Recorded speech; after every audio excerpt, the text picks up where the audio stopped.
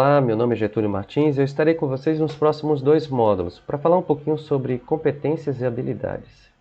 Nesse módulo em específico, a gente vai falar mais sobre competências.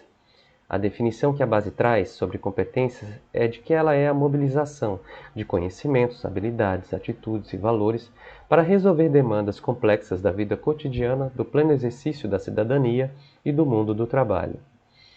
É preciso ter em mente que a base não é o currículo, mas ela define aprendizagens básicas e essenciais.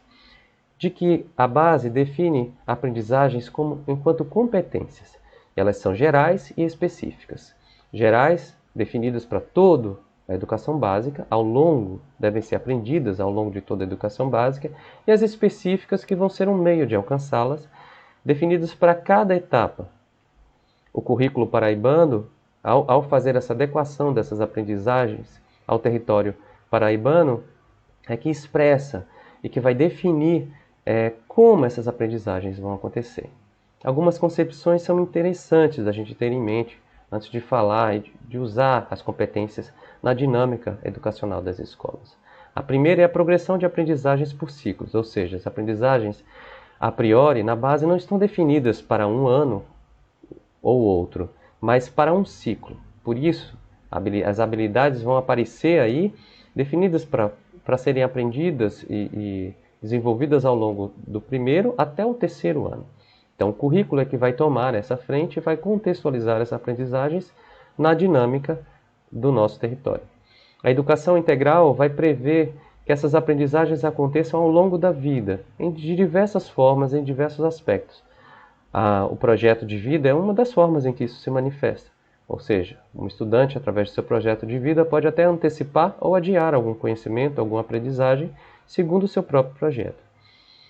Isso também tem a ver com a adequação a contextos escolares. Então, compreendendo que a base define aquilo que precisa ser aprendido e que o currículo vai dizer como, cabe também a cada contexto escolar adequar essas aprendizagens à sua realidade.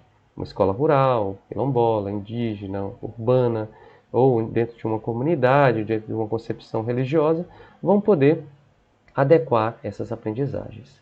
Aqui as 10 competências gerais, que estão definidas para toda a educação básica, que vocês encontram isso nos nossos documentos. E aqui a forma como ela está estruturada na educação básica na etapa do ensino médio.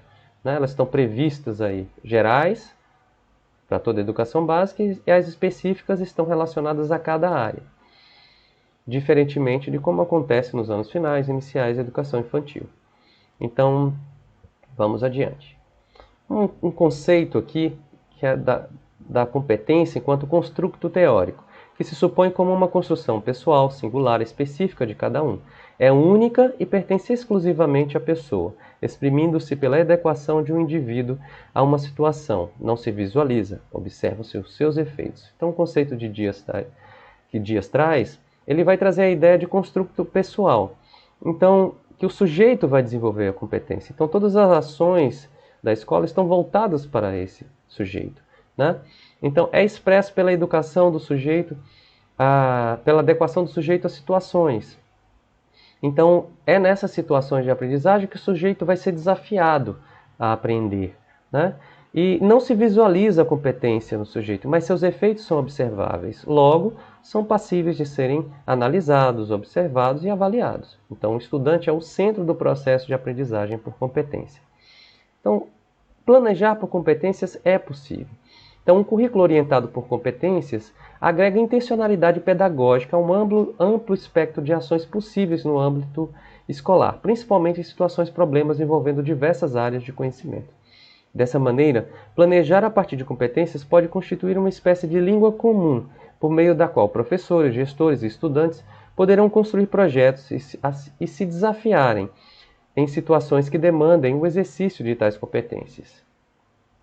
Então aqui é um exemplo que vocês vão encontrar, mas para que vocês reflitam de como uma competência pode se desdobrar em ações e envolver outras competências de áreas distintas.